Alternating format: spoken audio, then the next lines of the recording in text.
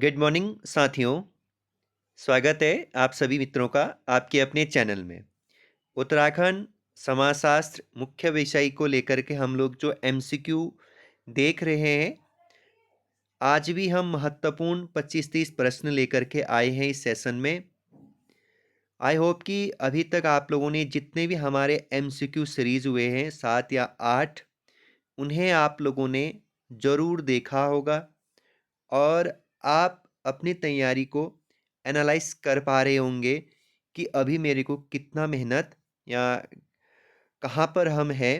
ठीक है, तो इसीलिए रोज़ आप इन एमसीक्यू को लगाते रहिए। चाहे आपके पास समय कभी भी हो, ट्रैवल कर रहे हो, खाना बना रहे हो या फिर जो भी आप काम कर रहे हो, उसी दौरान आप इन एमसीक्यू को सुन सकते हैं। इसके लिए कोई पर्टिकुलर बैठ करके आराम से आप इन एमसीक्यू को नहीं कर सकते हैं। अगर टाइम नहीं है तो इजीली आप कभी भी करें इसको। और जो महत्वपूर्ण प्रश्न होते हैं मैं बताता हूँ, उसे आप लोगों ने नोट डाउन करने हैं। ठीक है, बाकी मैं बार बार कहता हूँ कि आप लोग अगर मॉक टेस्ट लगाना है तो आप हमसे संपर्क कर सकते हैं। नीचे लिंक दिया गया है। और अगर आप लोग को नोट्स चाहिए पूरा, जो समाजशास्त्र विषय मुख्य परीक्षा को लेकर के उसके भी नोट्स आप ले सकते हैं। तो आइए आज का सेशन अब सीधे स्टार्ट करते हैं। 121वां प्रश्न है आज। जब एक संबंधी दूसरे संबंधी को अप्रत्यक्ष संबोधन से संबोधित करता है तो उसे कहते हैं।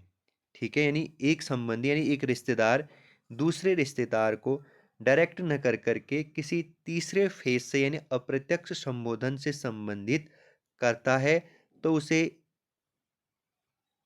कहते हैं। क्या कहते हैं बताइए? बिल्कुल सही आंसर आप लोग दे रहे हैं, माध्यमिक। यानी बीच में कोई ना कोई होगा, उसे माध्यमिक कहा जाता है। 122, निम्नलिखित में से कौन सा एक वैवाहिक संबंधी नहीं है? पत्नी का भाई, माता के भाई की पत्नी, दामाद, पिता के भाई का बेटा। ध्यान से इस प्रश्न को सुनिए, क्या कह रहा है? कौन सा एक वैवाहिक संबंधी नहीं है इसमें? पत्नी का भाई, माता के भाई की पत्नी वैवाहिक है, पत्नी का भाई वैवाहिक संबंध है, दामाद वैवाहिक, पिता के भाई का बेटा ये आपका वैवाहिक संबंधी नहीं दिखा रहा है यहाँ पे। ठीक है, देखिए समाजशास्त्र में एलिमिनेट करिए, ज़्यादातर क्वेश्चन यहीं से सॉल्व होते हैं। विलेज कम्युनिटीज पुस्तक के रचनाकार कौन है? ये तो बहुत आसान प्रश्न है। विलेज कम्युनिटीज पुस्तक के रचनाकार का नाम बताऊं उससे पहले आप लोगों को एक सवाल दे रहा हूं मैं। एन इन होना चाहिए, सॉरी, इन इंडियन विलेज करके जो किताब है ये किसकी है? इन इंडियन विलेज करके किसकी है? बिल्कुल एससी दुबे का। अगर यहाँ पे इंडियाज आ जाएगा, इंडियाज विलेजेस करके किसकी किताब है? तो एमएन श्रीनिवास करिएगा। ठीक है, तो विलेज कम्युनिटीज पुस्तक के रचनाकार कौन है? Henry man.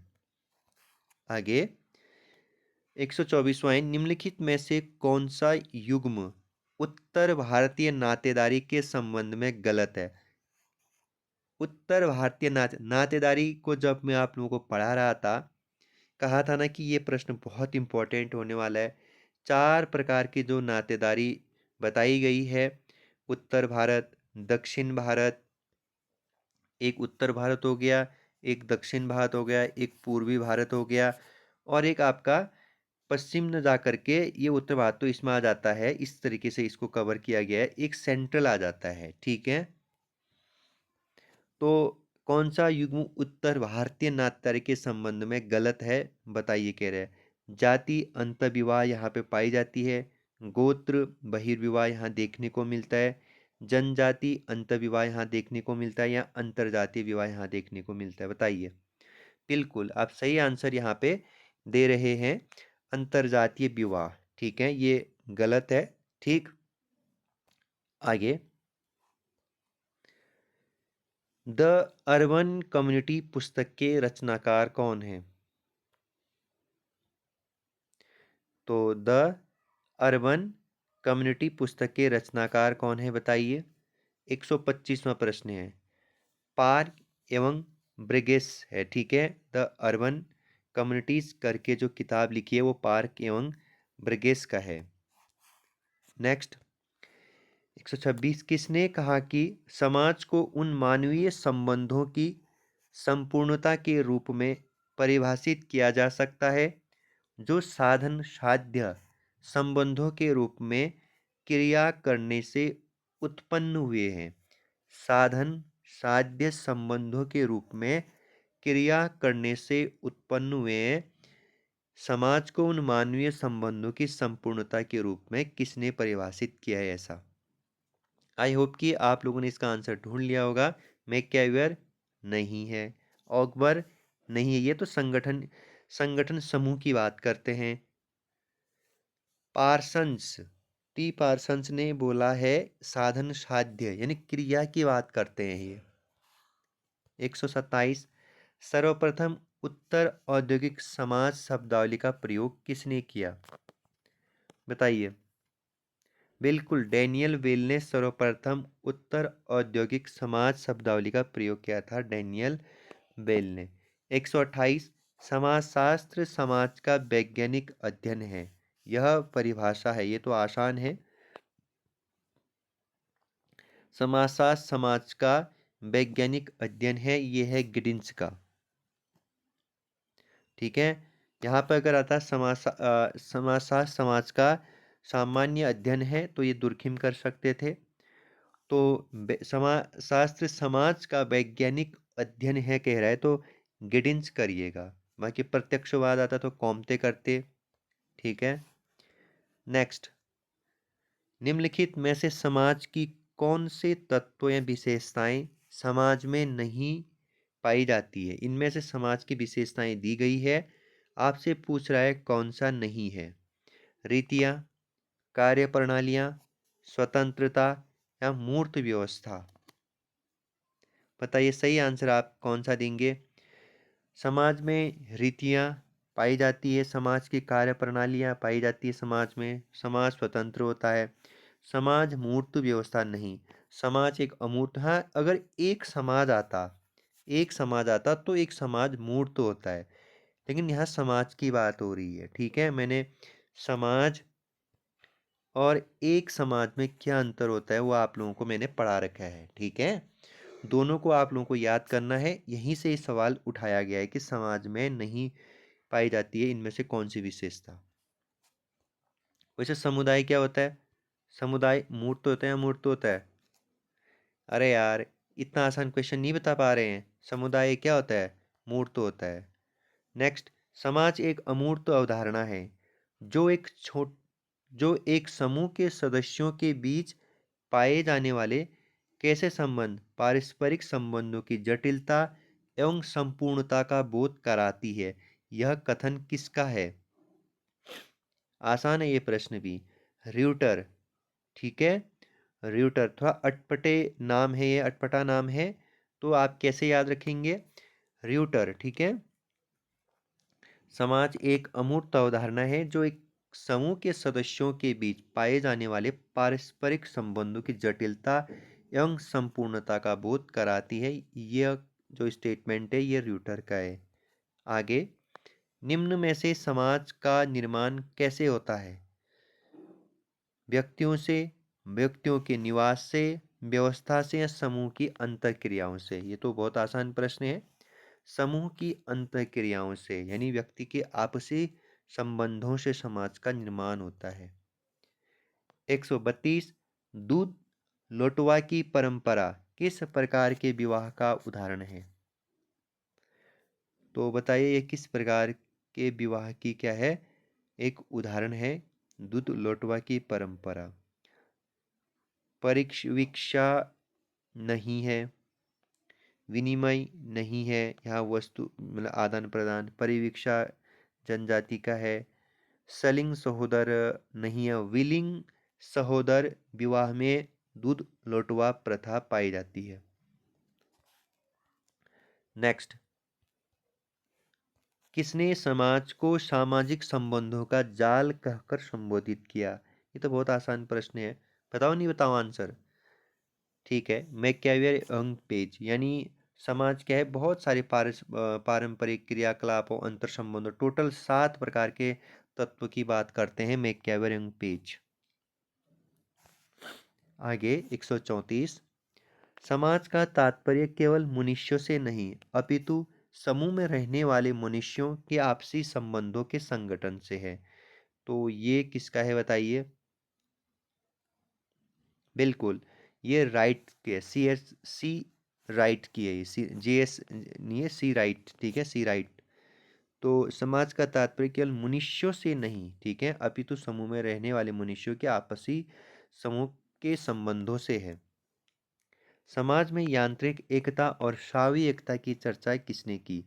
तो ये तो बहुत यूनिक प्रश्न है, कॉमन क्वेश्चन है, और ऐसे ही प्रश्न आपको एग्जाम में देखने को मिलेंगे। दुर्खिम, समाज को युयुत्सु और औद्योगिक समाज के रूप में किसने विभाजित किया? युयुत्सु मतलब सैनिक समाज, और औद्योगिक समाज में किसने विभाजित किया? बिल्कुल आप सही आंसर दे रहे हैं, कॉमते नहीं है, दुर्खिम नहीं है, इसने तो सावी और यांत्रिक एकता की बात की थी। वेबर नहीं है, Spencer, Herbert Spencer. Next, Daniel Thorner ने कृषक समाज को कितने वर्गों में विभाजित करके बताया था ना मैंने, डेनियल थॉर्नर, जो हम यूनिट 5 पढ़ रहे थे, प्रथम प्रश्न पत्र है, उसमें मैंने डेनियल थॉर्नर के बारे में बताया था, और बताया था कि ये प्रश्न बहुत इंपॉर्टेंट होने वाला है। 3, ठीक है, 3 कृषक समाज की बात कही थी वहाँ पे। नेक्स्ट, अगस्त कॉम्ते ने समाजों के विकास के 3 चरणों का वर्णन किया, इनमें से कौन सा चरण नहीं है? तो बताइए, कॉम्ते ने समाजों के विकास के 3 चरण बताए, उसमें से यहाँ पे 4 दे रखे हैं, लेकिन कौन सा नहीं है? ये तो आसान है, धार्मिक बिल्कुल, तात्विक यानी तार्किक, प्रत्यक्षवादी, बर्बर नहीं, ठीक है, तो 3 ऊपर के हैं, याद कर लीजिएगा। नेक्स्ट, पारस्परिक जागरूकता समानता की चेतना को समाज का मुख्य तत्व किसने माना? यानी समाज का मुख्य तत्व जागरूकता है, समानता है, यह किसने कहा? C Wright Mills, G S Mills, Giddens, Wilfred Pareto. Wilfred Pareto. 139 का हो जाएगा आप लोगों का, बताइए। पारस्परिक जागरूकता समानता की चेतना को समाज का मुख्य तत्व किसने माना है? ये माना है गिडिंस ने, ठीक है। पवित्र समाज एवं धर्मनिरपेक्ष समाजों के रूप में समाजों का जो वर्गीकरण किया वो किसने किया था? तो ये तो बहुत आसान प्रश्न है, ये हार्वर्ड बेकर ने किया था। पवित्र समाज एवं धर्मनिरपेक्ष समाज, ठीक है, समाजों का वर्गीकरण जब किया जाता है तो ये आप लोगों को याद होना चाहिए, ठीक है। नेक्स्ट, किसने सामान्य हित, सामान्य भूभाग, सामान्य रहन सहन को समाज का अनिवार्य तत्व माना?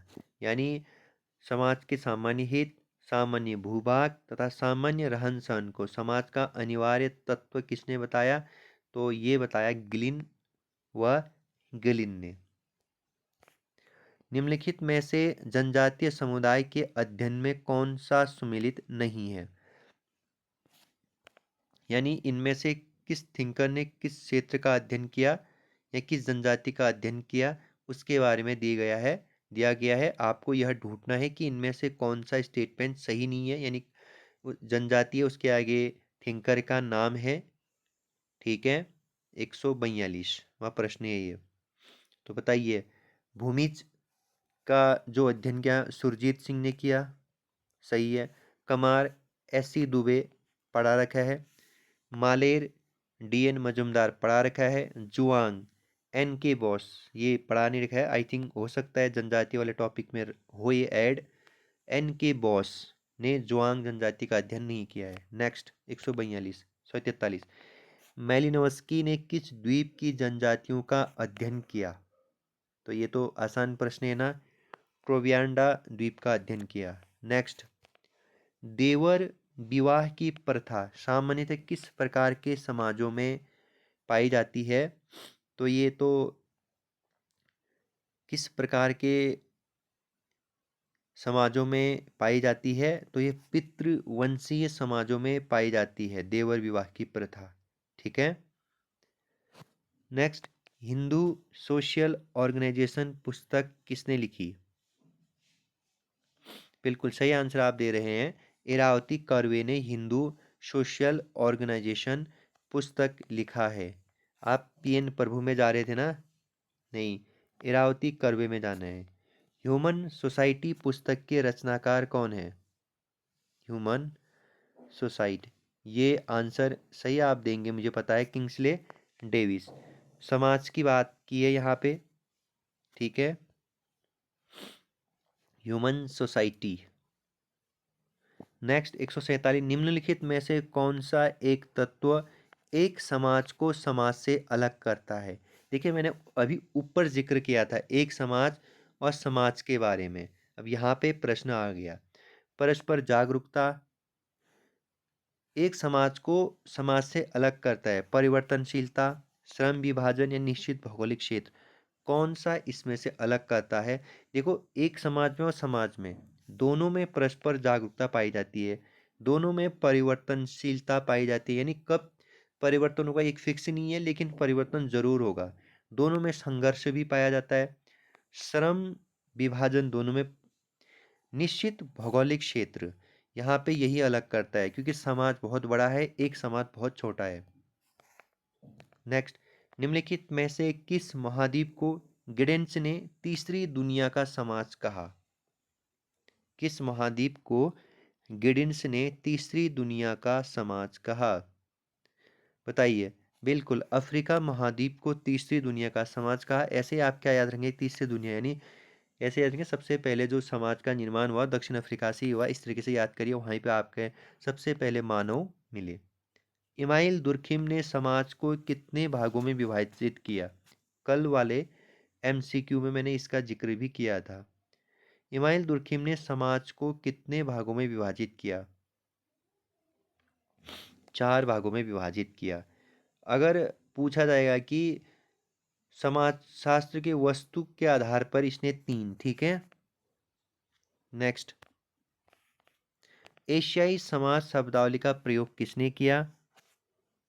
यहाँ पे इमाइल दुर्खिम के समाज की बात हो रही है, वो समाज शास्त्र के विषय वस्तु को 3 भागों में बांटा था, और यहाँ पे बात हो रही है इमाइल दुर्खिम ने समाज को कितने भागों में बांटा। बताइए, वैसे अगर पूछा जाए तो कौन कौन से बताइए, आसान प्रश्न है वो।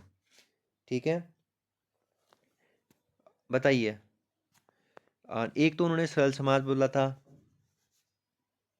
और एक सरल बहुखंडीय समाज बोला था, सरल बहुखंडीय समाज। और एक क्या बोला था उन्होंने तीसरा, सरल मिश्रित बहुखंडीय समाज, सरल मिश्रित बहुखंडीय समाज। और एक शायद मेरे ख्याल से दोहरे सरल मिश्रित, इस तरीके के एक बहुखंडीय समाज की बात की थी। तो दुर्खिम ने समाज को कितने भागों में विभाजित किया? 4। अगर समाजशास्त्र की विषय वस्तु पूछी जाती है तो 3 करते हैं आप। एशियाई समाज शब्दावली का प्रयोग किसने किया? किसने किया? आसान प्रश्न है ना ये तो। बिल्कुल, मार्क्स। तो क्योंकि वर्ग सिद्धांत, वर्ग संघर्ष का सिद्धांत मार्क्स ने दिया, वहीं पे एशियाई समाज की बात आती है, आदिम समाज पे एशियाई समाज, इस तरीके से उसे भी आप याद करेंगे। ठीक है, तो चलो एक प्रश्न और लास्ट कर लेते हैं क्योंकि यहाँ पे ये प्रश्न छूट जा रहे, चलो इसमें लिया भी नहीं है मैंने। ठीक है, तो यहाँ से आगे हम कल देखेंगे मित्रों। तो कैसे लग रहे हैं प्रश्न, आप लोग अपना मूल्यांकन जरूर करिएगा, और जो प्रश्न आप लोगों को नहीं आ रहे हैं उन्हें नोट डाउन करिएगा। सारे प्रश्नों को नहीं करने में बार बार दोहरा रहा हूँ आप लोगों को, जो इम्पोर्टेंट ज़्यादा लगते हैं। ठीक है, और देखिए, अगर आप लोगों को मॉक टेस्ट चाहिए, मैं आप लोगों को बार बार कह रहा हूँ, आप ज़रूर लीजिए। 15 मॉक टेस्ट बना रखे हैं, मल्टीप्लाई 80, तो 1200 के समथिंग इसमें क्वेश्चन है, और इतने बेनिफिशियल रहेंगे ये प्रश्न, आप लोगों को मैं क्या बताऊँ। और छोटी सी कॉस्ट प्राइस पे ये आप लोगों को दी जा रही है।